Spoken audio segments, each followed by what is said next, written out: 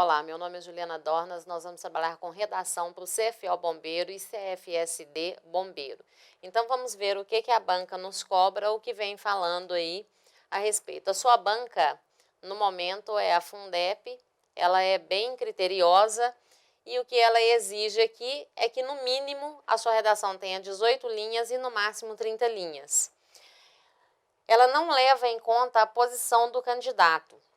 Ela vai levar a capacidade de escrita, é o que interessa para sua banca, a capacidade que o candidato tem de produzir o texto, de argumentar, né? Então, a preocupação que o candidato deve ter é com a sua argumentação. Aqui nós temos os critérios de correção, então, aqui da banca. Houve uma pequena modificação de um edital para o outro, então esse daqui é o mais novo que nós temos aqui, o critério de correção, o último critério de correção utilizado pela banca. E o que aconteceu aqui com esse último critério de correção? Pertinência ao tema proposto vale 3 pontos, mas acontece que aqui, ó, o candidato ele é penalizado aqui em 1 ponto, né? Então, o cuidado que eu preciso que você tenha aí vai ser esse. Argumentação coerente das ideias e informatividade. Cada erro descontado aí também em 1 ponto. A propriedade vocabular, ela passou para 0,2 e antes a gente tinha o quê? 0,1. E adequação do uso de articuladores, 0,25. O que significa? Cada articulador que você utilizar incorretamente, com 4 articuladores utilizados incorretamente, então o que acontece aqui? Eu já tenho aqui zerada aí, no caso, a minha nota. Eu já não vou ter ponto para poder trabalhar em adequação do uso dos articuladores.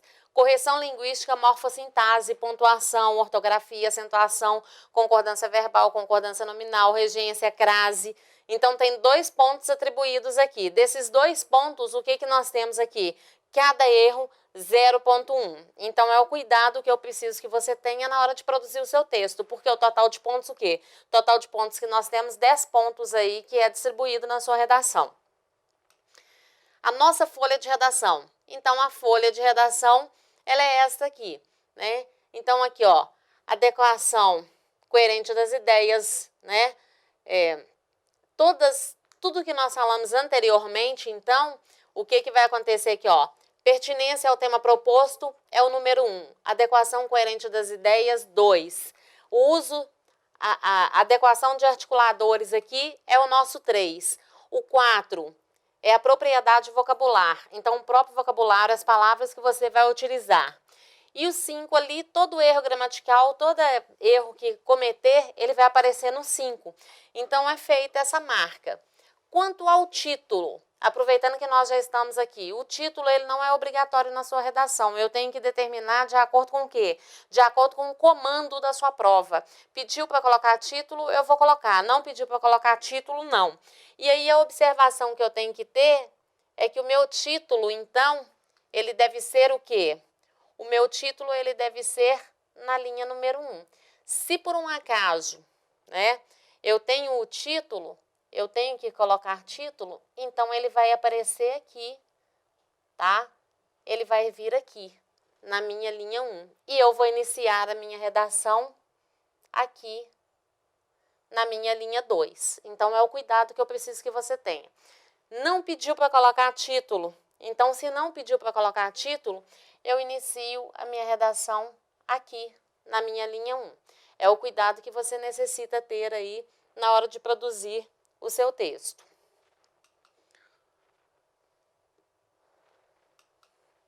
O que eu tenho que ficar atento? O pingo no i, ele não é uma bolinha, o pingo no i ele é obrigatório, tá? O pingo no j, para quem faz esse j aqui, obrigatoriamente, então o pingo no j, né, para quem usa esse j aqui, o pingo no j, ele é obrigatório. Ah, mas acontece que eu faço esse j ou eu faço este aqui. Aí eu não tenho pingo no i, não é necessário. Apenas o meu j o quê? Se você faz o seu j cursivo, obrigatoriamente eu vou ter aí o pingo no j. A grafia do cedilha, nós vamos ver daqui a pouquinho. a grafia do cedilha, então não importa como que você faz essa grafia desse cedilha, desde que seja o quê? Desde que ela seja colada aqui, ó, na sua letra C. Ela não pode ser como? Ela não pode ser de pendurada aí dessa forma. Separação silábica. Eu tenho que levar em consideração as regras gramaticais aí que nós temos de separação silábica. Não posso deixar R e R junto, não posso deixar S e S junto. E lembrando que na separação silábica, o meu traço ele vem sempre na frente da letra e não embaixo da letra. Gerúndio. Quem que é o gerúndio? Minha terminação em NDO. A minha terminação no NDO são os verbos que nós temos que eles estão no gerúndio. Então, fazendo, colocando, permanecendo, utilizando, eu vou evitar o gerúndio. Eu só posso ter 2 gerúndios ao longo de todo o texto. Então, só posso apresentar gerúndio 2 vezes no meu texto, né? Repetição de palavras. Evitar o máximo possível a repetição de palavras. Quanto mais eu repetir palavras, menos pontos eu vou ter em vocabulário. Por quê? Porque a banca vai falar que o meu vocabulário é pobre, né? Eu estou repetindo muitas palavras, isso daí não é adequado. Estrangeirismo. Evitar o máximo possível palavras estrangeiras no meu texto. Caso eu resolva utilizar palavra estrangeira no meu texto, eu vou colocar entre aspas, mas prestando atenção aqui, essa palavra estrangeira ela não pode constar no dicionário da língua portuguesa. Caso ela conste no dicionário da língua portuguesa, eu não preciso colocar aspas. Jargão. Quem que é o jargão? Jargão é a linguagem técnico-profissional. Então, no meu texto também não vai aparecer a linguagem técnico-profissional. E aproveitando para deixar bem claro que jargão, ele é diferente de gíria, tá? A gíria, ela é diferente do jargão. Gíria nem pensar aparecer no nosso texto. Queísmo é a repetição do que você utiliza várias vezes o que aí para ficar no lugar dos conectores, dos conectivos. Nós temos vários conectores para a gente poder utilizar e nós não ficarmos aqui com queísmo, porque isso acontece o quê? Eu vou deixando o meu texto pobre, tá? Eu perco ponto com isso. Quando eu falei para você que o mínimo de linhas é 18, a gente tem que recordar uma situação aqui. A banca ela só conta uma linha quando você escreve até a metade dela.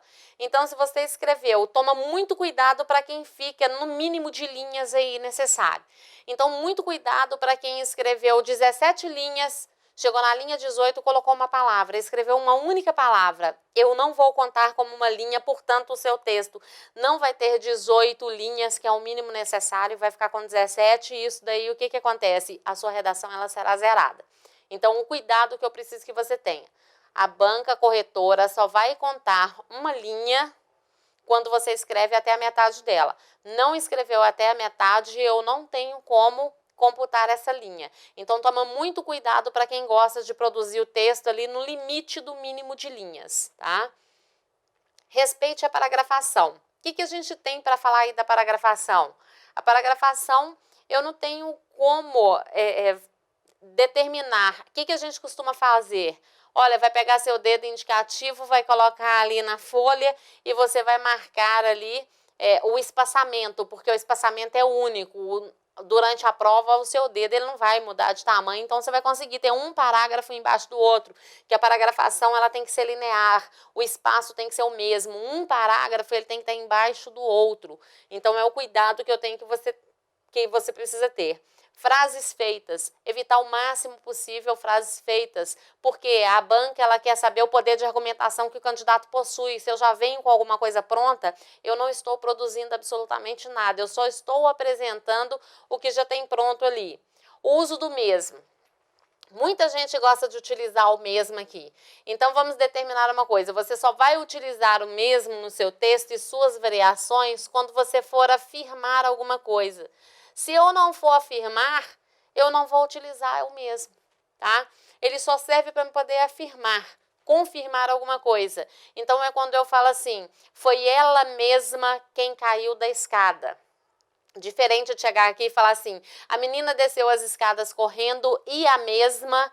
Então, esse a mesma aqui é para substituição. Eu nunca vou utilizar a mesma, o mesmo e suas variações para substituir.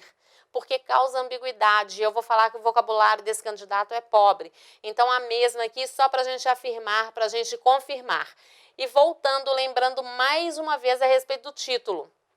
Se a redação pede para você utilizar título, lembra que esse título ele deve ser centralizado, tá?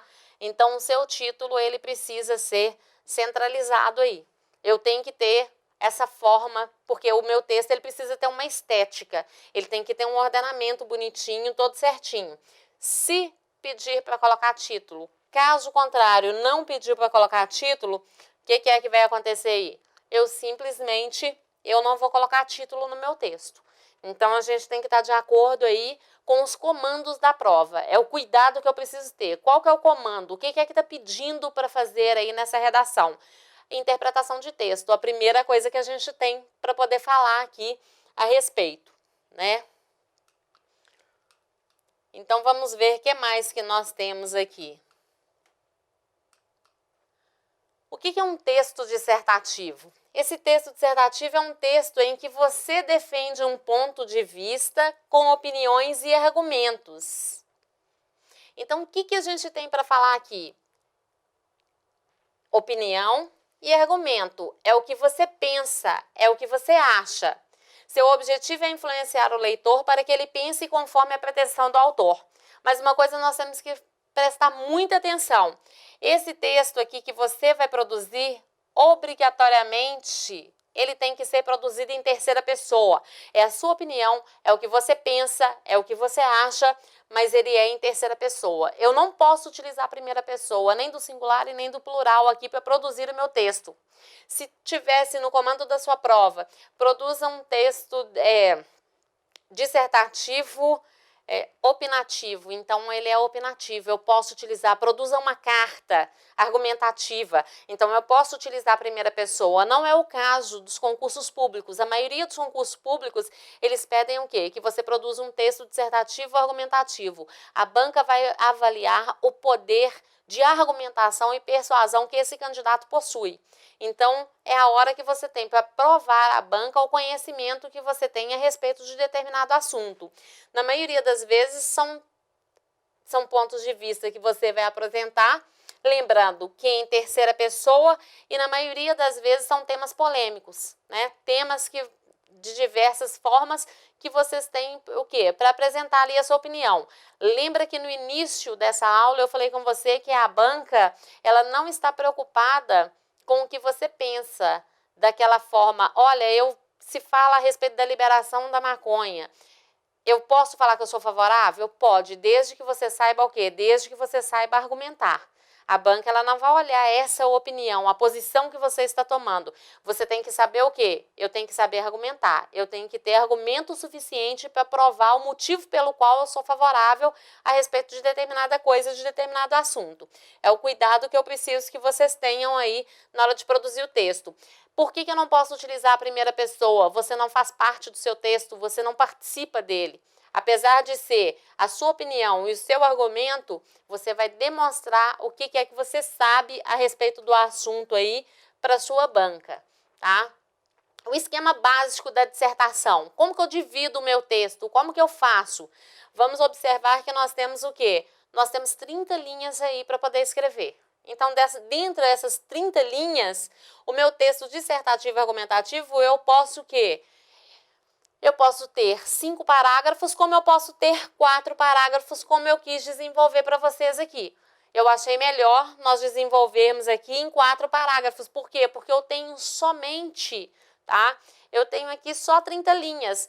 Quando você quer fazer 5 parágrafos, eu tenho que apresentar aqui, ó, no meu terceiro parágrafo aqui, no meu desenvolvimento do segundo argumento, eu tenho que apresentar mais um argumento. Eu teria que criar aqui o meu terceiro parágrafo, o meu quarto parágrafo, para encerrar a minha conclusão no meu quinto parágrafo. Eu precisaria aí de 3 argumentos. Então, fica mais fácil, em questão de concurso público, a gente poder trabalhar 2 argumentos para você desenvolver melhor as suas ideias. A minha introdução é o meu primeiro parágrafo. Aqui eu não desenvolvo nada, eu tenho a minha tese, meu primeiro argumento e segundo argumento, de 4 a 6 linhas. Quanto menor for aqui a minha introdução, melhor. Eu só tenho que deixar claro, quando eu crio a minha tese aqui, ó, para o meu leitor, qual que é a minha ideia principal, como que eu vou desenvolver isso aí no meu texto. Então, é a preocupação maior que você tem que ter. E deixar claro para ele quem que é meu primeiro argumento, quem que é meu segundo argumento. Para ele saber o que você vai desenvolver, o que você vai apresentar naquele texto.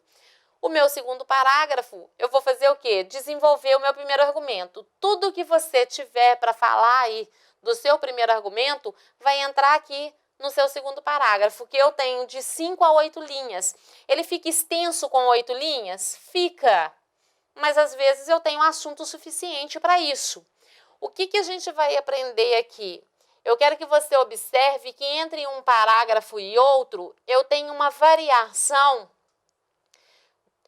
Aqui eu vou ter uma variação de mais ou menos, tá? A gente tem uma variação aqui de mais ou menos 2 linhas. É o que eu preciso que você pense.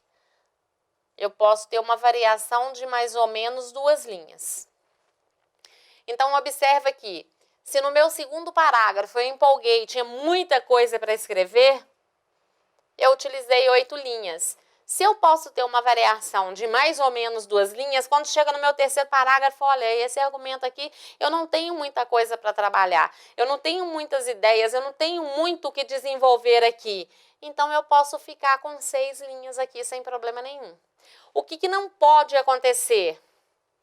Eu coloco 10 linhas aqui, então eu já até extrapolei o limite que foi colocado, e eu chego aqui nesse parágrafo, eu coloco 5 linhas. Tá? Então, o que a gente tem que tomar cuidado? Eu não posso ter essa diferença tão grande. O que eu tenho que ter aqui é uma variação de mais ou menos 2 linhas ao longo do meu texto. Então, se eu cheguei aqui e utilizei 6 linhas na minha introdução, o máximo de linhas que eu posso ter na minha conclusão vai ser 8. Observa aqui, minha introdução, 4 a 6 linhas, a minha conclusão, 4 a 6 linhas. Tá? Meu desenvolvimento, 5 a 8 linhas, 5 a 8 linhas, eu tenho o mesmo número de linhas. Então, quando chega aqui no meu desenvolvimento, a minha variação de mais ou menos 2 linhas entre 5 e 8. E observa que a minha introdução com a minha conclusão, elas são bem parecidas aqui. Porque aqui, o que acontece? Eu vou ter a reafirmação da tese. É aqui que a nossa redação ela tem o diferencial. Eu não tenho uma redação do Enem. A nossa redação de concurso público é completamente diferente da redação do Enem. Porque aqui eu tenho a reafirmação da tese. Eu não tenho que ter uma proposta de intervenção. Não pode aparecer nada de novo aqui no meu quarto parágrafo.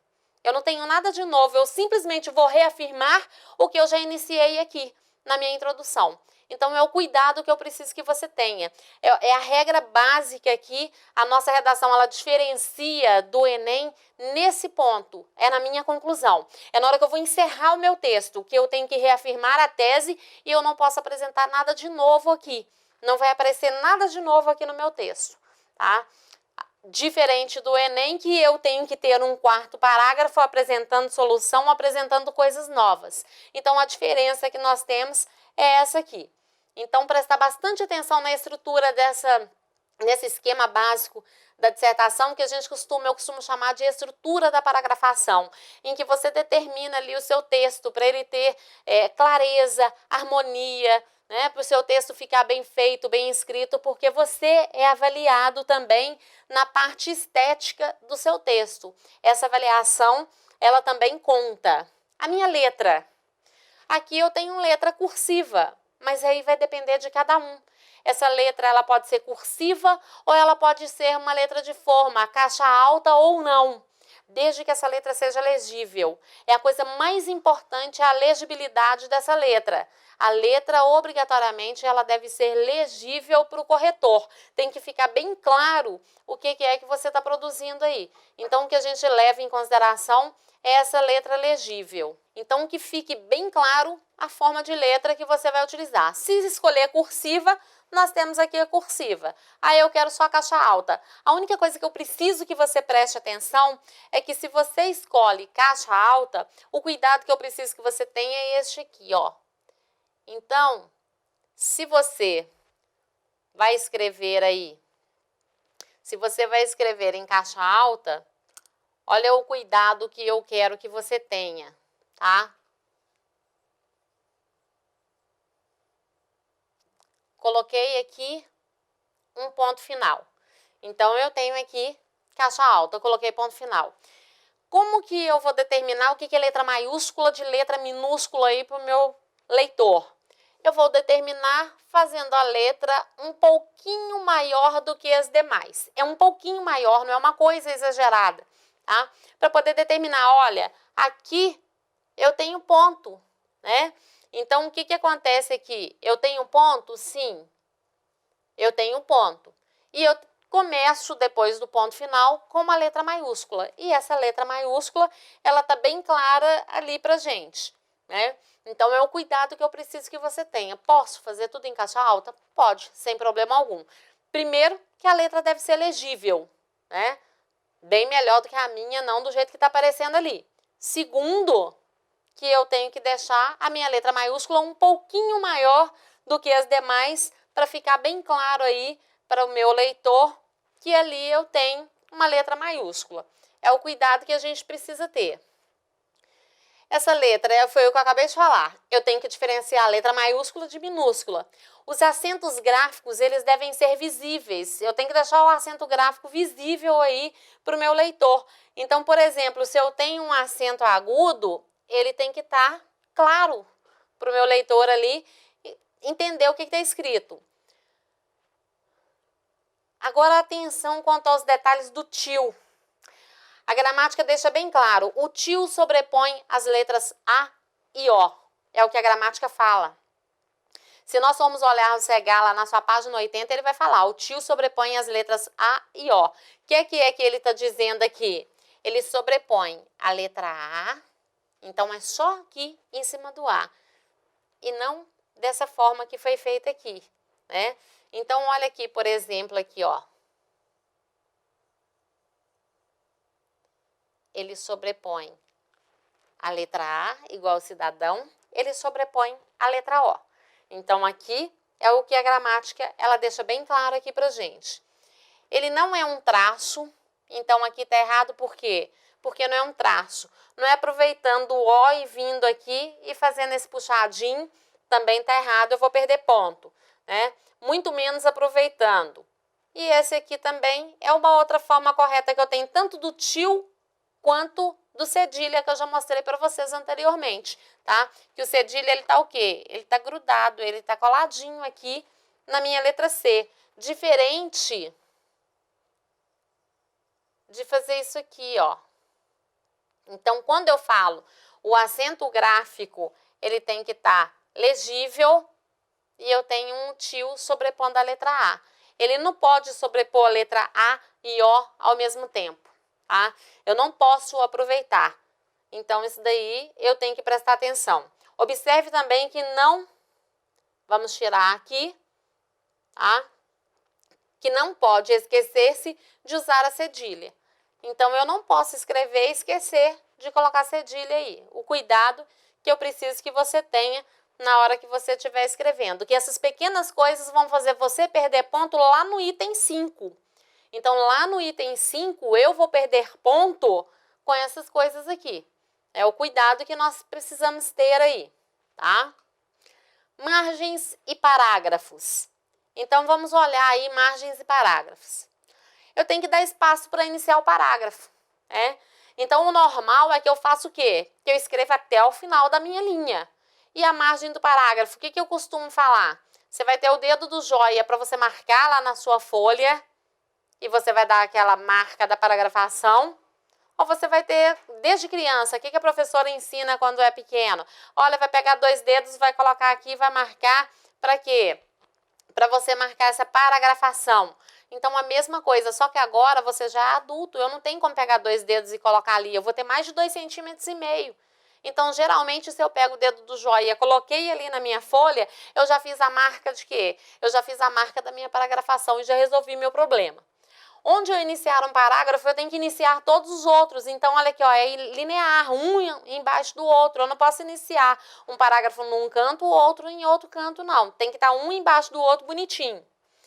Escrever no início da linha quando não tiver parágrafo. Então, se não tem parágrafo, eu tenho que escrever no início da linha. Escrever até o final da linha.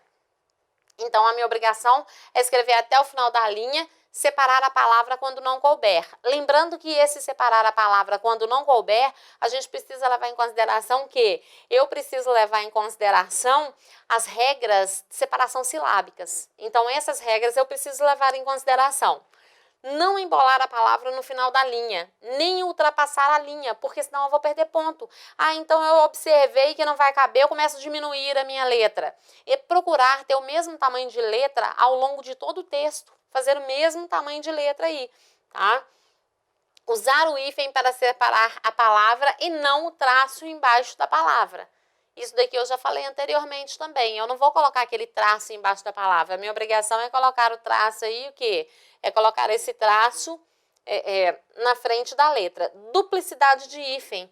Palavras que já tiverem hífen. Então, o que está falando aqui? Como, por exemplo, eu tenho aqui porta-lápis. Então, eu tenho a palavra porta-lápis e eu preciso escrever essa palavra aqui, né, na minha linha. O que acontece aqui, ó? Porta. Eu tenho esse traço aqui, que esse traço é quem? Ele está mostrando a separação silábica, tá? E eu vou repetir aqui, ó, para poder escrever o restante da palavra. Por que eu estou fazendo isso?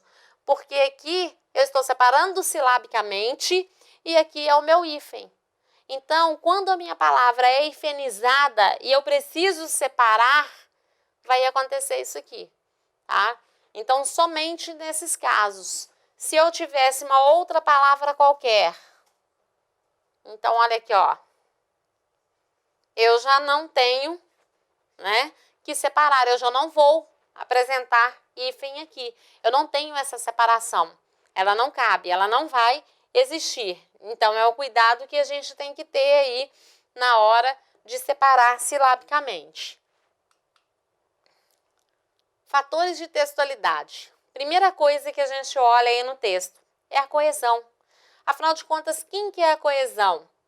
São os critérios aí tidos, né, como constitutivos da textualidade. Eles não são princípios assim, simplesmente princípios sintáticos. Eles vão constituir padrões formais para transmitir conhecimento e sentido aí para o seu leitor. Então, o seu texto ele precisa ser coeso, ele tem que ter coesão, né? Eu preciso de um texto coeso para conseguir o quê? Para conseguir ter ali clareza, entendimento do meu leitor, para que o meu texto ele tenha e ganhe sentido. A coerência é a relação de sentido que manifesta entre os enunciados, em geral de maneira global e não localizada. Na verdade, a coerência providencia a continuidade de sentido no texto, a ligação dos próprios tópicos discursivos. Então, a coerência está muito relacionada até mesmo aos conectores, aos conectivos que você vai utilizar para você ligar um período ao outro, uma oração a outra, um parágrafo ao outro. Dar continuidade ao assunto, ter um ordenamento lógico das ideias para o meu leitor conseguir entender o meu texto. Se eu não apresento esse ordenamento lógico das ideias, o meu texto ele apresenta um difícil entendimento. É aquele texto que a pessoa lê e ela não consegue entender assim que ela lê esse texto. Então, um cuidado que nós precisamos ter aqui e que a gente tem que ficar aí atento, né? Quanto à coesão, o meu texto ele tem que ser coeso e ele precisa ser coerente. A concisão. A concisão, a grosso modo, o que é? É passar o maior número de informações possíveis com o menor número de palavras. Ou seja, não ficar enchendo linguiça no meu texto para alcançar o número de linhas necessárias ali, né? Consiste em dizer muito em poucas palavras. A expressão concisa e sóbria se desenvolve no sentido retilíneo. Então, naquele sentido ali claro, amplo, né? Evitando as digressões inúteis, as palavras supérfluas, a desmedida adjetivação e os períodos extensos e emaranhados. Não adianta eu ter um texto com muitas palavras, com muitas coisas, mas o meu texto não tem entendimento nenhum. Tem aquele amontoado de palavras. Então, quando ele vem aqui e ele fala desse emaranhados, é aquela montoeira de palavras que você tem. Então, imagina que quando você está produzindo um texto, é como se você estivesse tecendo uma coxa de retalhos. Eu vou colocando os pedacinhos, os retalhinhos ali para ter o quê? Para ter essa coxa de retalhos completas. O nosso texto é a mesma coisa. Só que eu trabalho com o quê? Não trabalho com retalhos, eu vou trabalhar com palavras. É uma forma diferente da gente poder trabalhar isso aí. Então, o que eu tenho que prestar atenção? eu tenho que evitar palavras supérfluas, inúteis, que não vão fazer diferença nenhuma no meu texto, que não está trazendo novidade alguma para o meu texto, né? Então, um cuidado que eu preciso ter. Então, a concisão é passar o maior número de informações possíveis com o menor número de palavras. A clareza, o texto, ele obrigatoriamente tem que ser claro. Aquele texto que o leitor leu, de que ele consegue entender o que é que está escrito ali, que ele não tem que ficar naquele vai e volta para ele tentar entender, né? Então, para o corretor, é de fundamental importância a qualidade aí da sua escrita, da clareza, a expressão tanto escrita quanto falada, né? Reflete a limpidez do pensamento e facilita-lhe a pronta percepção, a clareza, a concisão, a simplicidade, né? Para você não ter aquele texto obscuro, aquele texto complexo, aquele texto que você fica ali sem saber o que é que o candidato está querendo apresentar. Então, cuidado que você tem que ter. O seu texto, ele precisa ser limpo, ele tem que ser claro. Quando a gente fala de clareza, são as palavras que você usa. Diferente de quando a gente fala do tipo de clareza, eu tenho dois tipos, essa clareza aqui é como que você vai apresentar o seu texto. E eu tenho quando você o quê? Quando você erra, a clareza do seu texto em que você vem aqui e que você escreve errado. Escreveu errado? O que é que eu tenho que fazer? Eu só vou colocar um traço, sutilmente aqui esse traço, e eu venho aqui e eu reparo o meu erro. Eu tenho duas formas para fazer. O seu edital, ele não vem falando em momento nenhum que eu posso fazer isso aqui, que eu deixarei de ser penalizado. Mas na maioria das vezes as bancas olham muito o nervosismo do candidato, a situação. Você pode vir a ser penalizado, como você pode não ser penalizado. Eu tenho duas formas para fazer. Ou eu coloco entre parênteses e reparo o meu erro, tá? Ou eu não coloco em parênteses e eu reparo o meu erro de toda forma. O que eu estou querendo dizer com isso aqui? Isso daqui tem a ver com a limpeza do meu texto, né? Então, quando a gente fala nessa limpeza, nessa harmonia do texto, eu estou mostrando para o meu corretor que em tempo eu estou reparando o meu erro. Olha, eu errei, eu estou reparando o erro aqui. Então, é a possibilidade que você tem para demonstrar quando você erra. Então, houve erro, isso aqui. Diferente de quê? Diferente do que a gente chama de rasura, porque a rasura vai acontecer o quê? Você vai perder ponto. Então, aqui eu tenho rasura, tá? Aqui não. Você simplesmente está reparando o erro que você cometeu aí no seu texto. Então, é o cuidado que eu preciso que você tenha aí na hora de produzir também o seu texto, para que ele fique bem claro. A naturalidade. O que a gente tem aqui? Sem deixar de ser correta, até mesmo original e colorida. A sua linguagem, a linguagem que você vai utilizar de forma simples, de forma espontânea. Eu não vou ficar procurando palavras que eu desconheço o significado, que eu não sei se cabem naquele contexto ou não, tá? Então, eu tenho que ser espontâneo. Então, olha aqui, ó, eu preciso ser espontâneo, eu preciso ser simples, de uma maneira que eu não tenha que apresentar ali um esforço e uma preocupação do estilo para poder apresentar para o meu candidato. Eu apresentando de forma simples e clara o meu texto, já basta, tá? Eu tenho que tomar cuidado que às vezes eu posso ferir aí o uso sistemático de termos difíceis. A minha frase ela pode ficar rebuscada, né? O meu texto ele pode ficar pedante, ele pode ficar cheio de artificialismo. Então é o cuidado que eu tenho que ter. Eu preciso buscar o quê? Originalidade para o meu texto. Quando a gente busca essa originalidade, é a forma natural que cada um tem de escrever.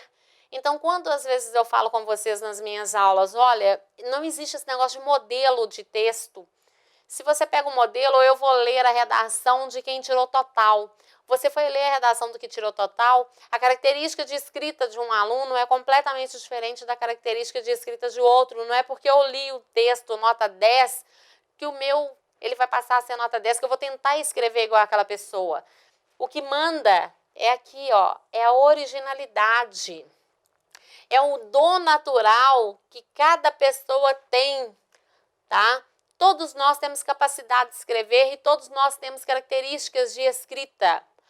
Ao longo do tempo, de acordo com o conhecimento prévio, com a leitura, com o esforço de cada um, é que essa percepção ela vai mudando e eu vou modificando a minha forma de escrita. Mas isso é um trabalho lento, é um trabalho árduo, que ele é individual. Eu não tenho que pegar o texto do outro.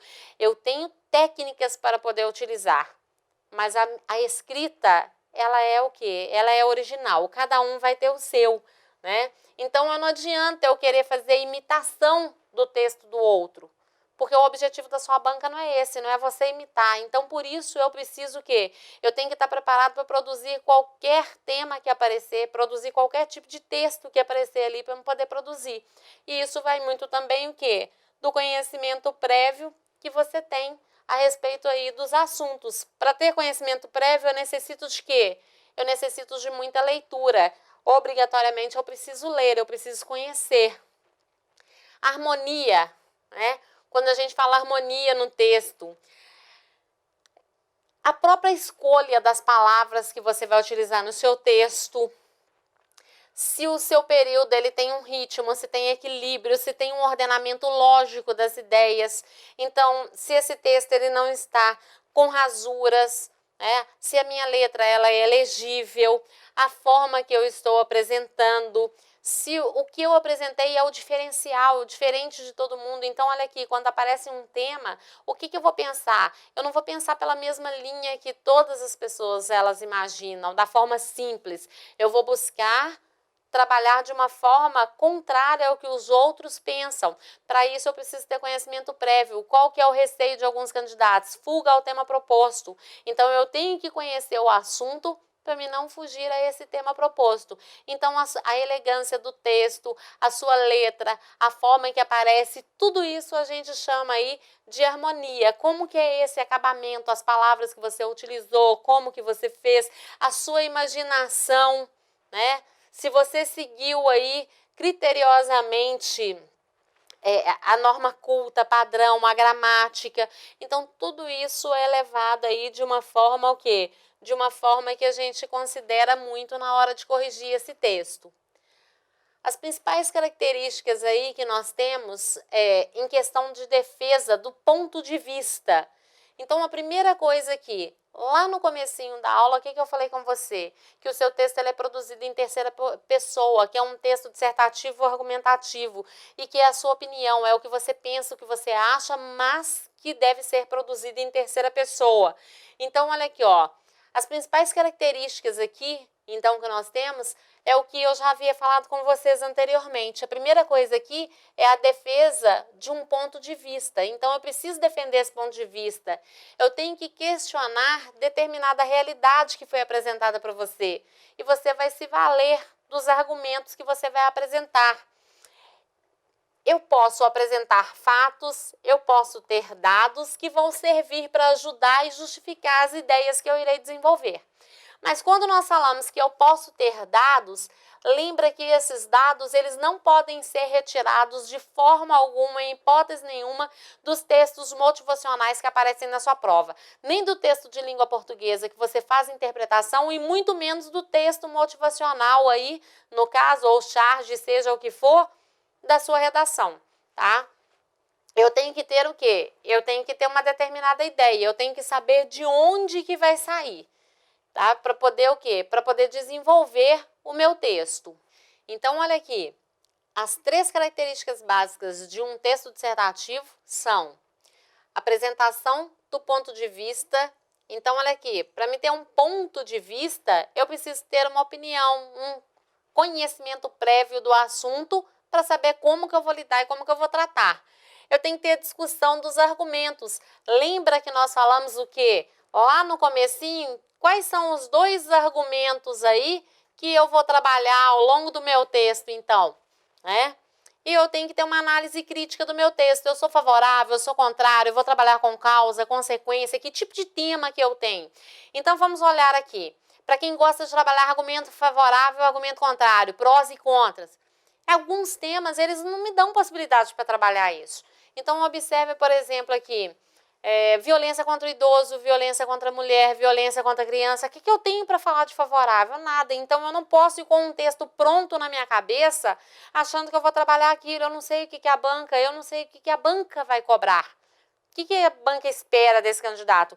Eu tenho que estar preparado para qualquer tipo de texto. Por isso que eu não tenho que ficar presa a nenhum modelo.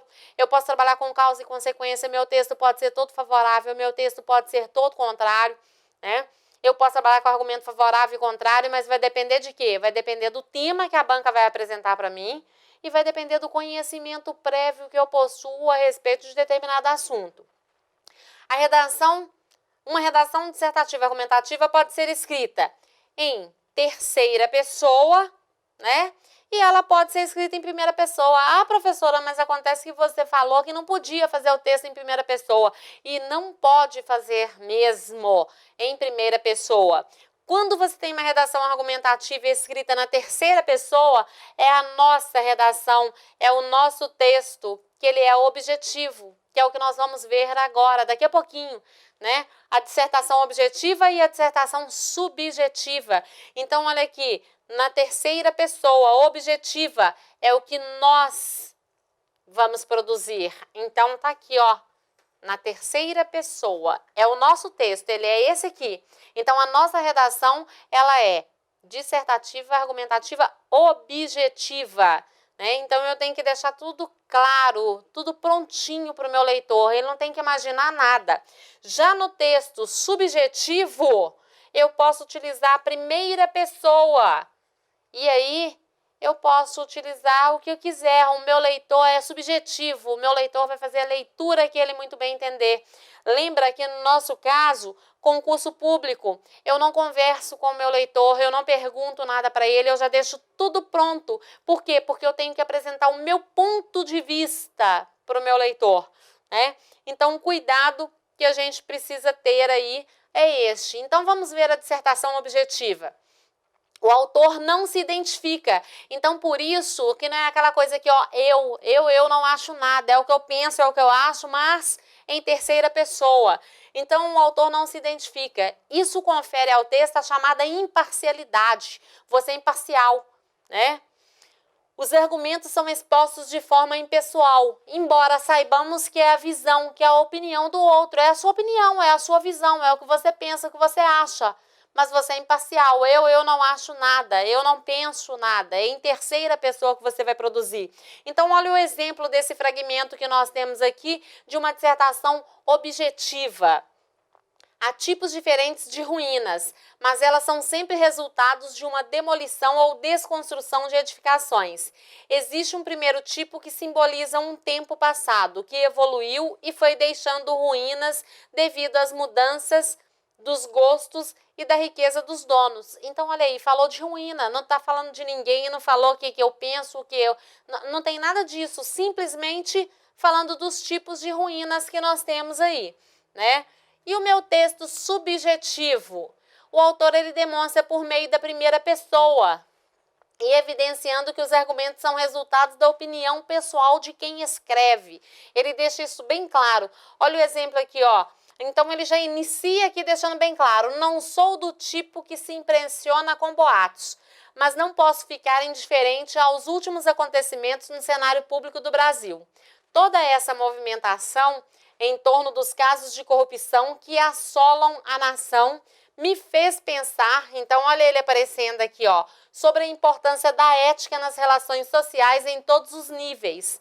Então, aqui, outra vez, primeira pessoa aqui, ó. Não quero me convencer de que um valor moral tão importante esteja sendo banido da sociedade, substituído pelo direito de garantia de privilégios pessoais a qualquer custo. E outro detalhe, aqui na dissertação subjetiva, você pode utilizar o etc. No nosso texto objetivo, nunca, de forma alguma, de maneira nenhuma, eu posso utilizar etc. no meu texto. Tá? Meu texto ele é objetivo, eu não faço parte dele, eu sou imparcial. Só uma coisa, imparcial não significa não ter uma posição e ficar em cima do muro. Imparcial é que eu não vou ter eu não vou deixar claro que sou eu que estou apresentando aquilo ali. Eu tenho que apresentar essa certa imparcialidade, né? expressões que nós temos, aí o aluno fica assim, olha, eu não sei como que eu posso iniciar meu texto, na hora ali me dá um branco, como que eu faço para iniciar meu texto? Eu vou apresentar para vocês algumas expressões aqui que podem auxiliar na introdução, né? Na introdução de um texto, na conclusão, no desenvolvimento, mas eu tenho que tomar cuidado porque não são regras infalíveis, porque senão você fica preso àquilo ali e você acha que não tem uma outra maneira da gente poder construir esse texto. Antes de usá-las, analise bem o tema e saiba o que escrever, para que a expressão inicial ela não fique solta dentro do contexto. Lembra lá da coxa de retalhos que eu falei que eu não posso produzir um texto, que esse texto vai ser um amontoado de palavras? Então é o cuidado que eu tenho que ter. O levantamento de frases aí, modelo, então, para a introdução do texto, é aquele pontapé principal que você precisa ali. Eu posso começar aqui, ó, na contemporaneidade, observa que as vírgulas elas já foram colocadas no lugar correto para mim não ter problema com pontuação, né? Então, aqui, ó, nas sociedades contemporâneas, no Estado democrático de direito, no mundo globalizado, aqui eu teria na era digital, se estiver falando aí de internet, vai depender o quê? Vai depender do meu tema. Agora, observa aqui para quem gosta de começar a redação aqui, ó, no Brasil. Então, presta atenção aqui, no Brasil, somente quando o tema falar do Brasil. Se o meu tema não falar de Brasil, eu não tenho que pensar em começar a minha redação no Brasil. Algumas pessoas, elas gostam de colocar assim, olha, é notório, e aí começa a redação desse jeito aqui. O que é notório? Você começou a produzir seu texto agora, então por que eu colocar é notório? Outra coisa aqui, ó, atualmente. Atualmente está muito simples, sendo que você tem quem? Na contemporaneidade, né? Na atualidade. Contemporaneidade é a mesma coisa que atualidade. Então, ao invés de eu começar meu texto, que é tão simples com atualmente, ou iniciar com é notório. O que é notório? A primeira coisa que você está colocando no seu texto, como que você chega e vem falar aí que é notório. Então, toma cuidado. Para quem gosta também de iniciar o texto aí, né? No Brasil, por quê? Então, vamos observar uma coisa. Somente se o meu tema falar do Brasil. Se o meu tema ele não fala do Brasil, eu jamais vou iniciar o meu texto aqui no Brasil. Então, são coisas simples que nós podemos tomar cuidado. O que eu tenho aqui? Qual que é a forma? Ah, mas acontece que como que eu faço para trabalhar no desenvolvimento? Sabe-se. Eu gosto muito de iniciar o terceiro parágrafo. Eu gosto muito de iniciar o terceiro parágrafo aqui, por exemplo, com um além disso. Para você iniciar seu terceiro parágrafo. Então, procura iniciar seu terceiro parágrafo com além disso. Lá no seu segundo parágrafo, vai depender o quê? Sabe-se. Que mais que eu tenho ali que eu poderia colocar? Vai depender, entretanto, ou contudo, se eu estiver trabalhando com oposição, né? Vai depender do que você escreve. E a minha conclusão? A minha conclusão, eu tenho aqui, ó, dessa forma, e eu tenho uma vírgula obrigatória. Eu tenho aqui, ó, dessa maneira, eu tenho outra vírgula obrigatória. Vamos consertar aqui, que não ficou legal aqui. Não tá aparecendo nem que isso daqui é uma vírgula. Então, olha aqui, ó. Dessa forma, dessa maneira. Portanto, então, olha aqui. São possibilidades que eu tenho para iniciar a minha conclusão.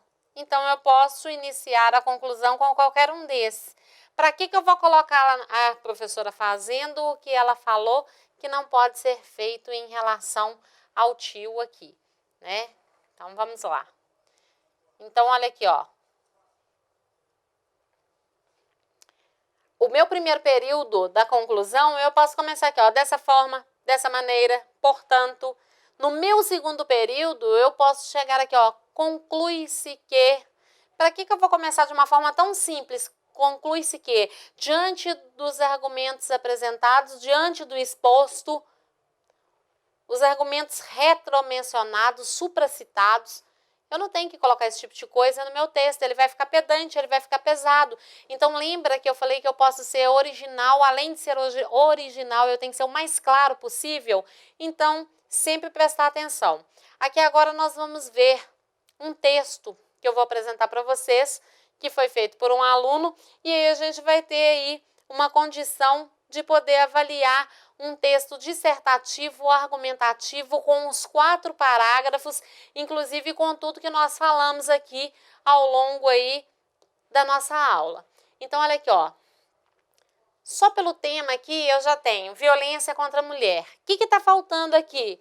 Eu poderia colocar na contemporaneidade, na sociedade contemporânea, a violência contra a mulher no Brasil tem apresentado aumentos significativos nas últimas décadas. De acordo com o mapa da violência de 2012, o número de mortes por essa causa aumentou em 230%. O que a gente tem aqui? Eu tenho dados estatísticos, tá? Eu falei que poderia ter dados? Então tá, eu tenho dados. 230% no período de 1980 a 2010. Além da física, o balanço de 2014 relatou cerca de 48% dos tipos de violência contra a mulher. Olha aqui uma coisa que é um erro que o candidato não pode nunca fazer. Ele colocou a vírgula dele sozinho aqui, ó. Isso daqui ele apresenta para poder te mostrar que tem gente que consegue fazer uma proeza dessa. Ah, mas a vírgula ela não cabia aqui, então o que eu fiz? Eu coloquei a vírgula sozinha aqui. Nem pensar fazer uma coisa dessa. Regras lá de separação silábica, entre as regras que eu tenho. Essa vírgula ela tem que estar do lado de lá, ela jamais poderia estar aqui. Então é o cuidado que eu preciso que vocês tenham, que não pode acontecer de forma alguma, né? Dentre esses, a psicológica. Nesse âmbito, pode-se analisar que a problemática persiste por ter raízes históricas e ideológicas. Então, pronto, olha, não teve aquele desenvolvimento, aquela coisa toda. A gente tem uma introdução que ela não está muito extensa, né? Ela está enxuta e dá para a gente poder equilibrar e ter uma ideia que esse texto ele vai falar a respeito da violência contra a mulher no Brasil, né? E os aumentos significativos que aconteceram nas últimas décadas, né? Que tiveram aí. O Brasil ainda não conseguiu se desprender das armas da sociedade patriarcal. Isso se dá porque ainda no século XXI, fundamental importância, século XXI, todas as vezes que você for trabalhar com o século, primeiro, eu jamais posso fazer isso aqui. Eu não utilizo abreviatura no meu texto, então nunca vai aparecer desse jeito, sempre vai ser assim por extenso. E outro detalhe, eu sempre tenho que trabalhar com o algarismo romano, eu não posso chegar aqui, por mais que eu faça bonitinho, ah, mas eu escrevi século por extenso, eu fui lá e coloquei século XX, eu coloquei século XXI. Eu não trabalho com numeral. Obrigatoriamente, se eu coloquei a palavra século, se século apareceu, tá? Então, é desse jeito que aparece aqui no nosso texto. Eu tenho que levar em consideração e eu vou trabalhar aí com algarismos romanos. Então, é o cuidado que eu preciso que você tenha aí, tá? Existe uma espécie de determinismo biológico em relação às mulheres, contrariando a célebre prega que o sexo feminino tem a função social. A célebre frase de Simone de Beauvoir, não se nasce mulher, torna-se mulher. Tá entre aspas por quê? Porque a frase é de Simone de Beauvoir, tá? A cultura brasileira, em grande parte, prega que o sexo feminino tem a função social de se submeter ao masculino, independentemente de seu convívio social, capaz de construir um ser como mulher livre. Dessa forma, ele utilizou dessa forma aqui por quê? Porque ele fez aqui um desenvolvimento um pouco extenso. E o que ele está fazendo? Ele está concluindo aí essa ideia do seu primeiro argumento, seu segundo parágrafo. Dessa forma, os comportamentos violentos contra as mulheres são naturalizados, pois estavam dentro da construção social advinda da ditadura do patriarcado. Consequentemente, a punição para esse tipo de agressão é dificultada pelos traços culturais existentes e, assim, a liberdade para o ato é aumentada. Então, vamos ver o que mais que a gente vem falando aqui. Ao meu terceiro parágrafo, do jeito que eu falei com vocês aqui, para a gente sempre tentar iniciar o terceiro parágrafo com além disso. Além disso, há o estigma do machismo na sociedade brasileira. Isso ocorre porque a ideologia da superioridade do gênero masculino, em detrimento do feminino, reflete no cotidiano dos brasileiros. Nesse viés, as mulheres são objetificadas e vistas apenas como fonte de prazer para o homem, e são ensinadas desde cedo a se submeterem aos mesmos. Olha o erro grave que nós temos aqui. Eu falei a respeito disso aqui, ó. Aos mesmos. Então, o que eu posso fazer aqui para trocar? E a serem recatadas. Eu sei que esse mesmos aqui está se referindo quem? Está se referindo ao homem, eu sei disso. Mas olha aqui, ó. Desde cedo se submeterem aos mesmos. Desde cedo se submeterem a estes. Tá? Então, olha aqui, ó. Eu vou trocar os pronomes demonstrativos, eles vão aparecer aí, para poder substituir o mesmo, né? Dessa maneira, constrói-se uma cultura do medo, no qual o sexo feminino tem medo de se expressar por estar sob constante ameaça de sofrer violência física ou psicológica de seu progenitor. Então, eu tenho a cultura do medo e eu tenho aqui que tem medo. Então, olha a repetição de palavras aparecendo aí no texto aí pra gente, né? Por conseguinte, o número de casos de violência contra a mulher reportados às autoridades é baixíssimo, inclusive os de reincidência. Sim, é o que acontece, eles não são reportados. Por quê? Por medo. Pode-se perceber, portanto, eu posso fazer isso aqui, ó. Eu não falei que, portanto, ele é conclusivo e ele está deslocado aqui. Então, eu posso deslocar o portanto. Pode-se perceber, portanto. Como eu poderia fazer aqui, ó. Portanto, percebe-se que as raízes históricas e ideológicas. Só que aqui eu quis deixar ele o quê? Eu quis deixar deslocado. E você pode fazer isso no seu texto também, né? Pode-se perceber, portanto, que as raízes históricas e ideológicas brasileiras dificultam a erradicação da violência contra a mulher no país. Para que essa erradicação seja possível, é necessário que as mídias deixem de utilizar sua capacidade de propagação de informação para promover a objetificação da mulher e passe a usá-la para difundir campanhas governamentais para a denúncia de agressão contra o sexo feminino.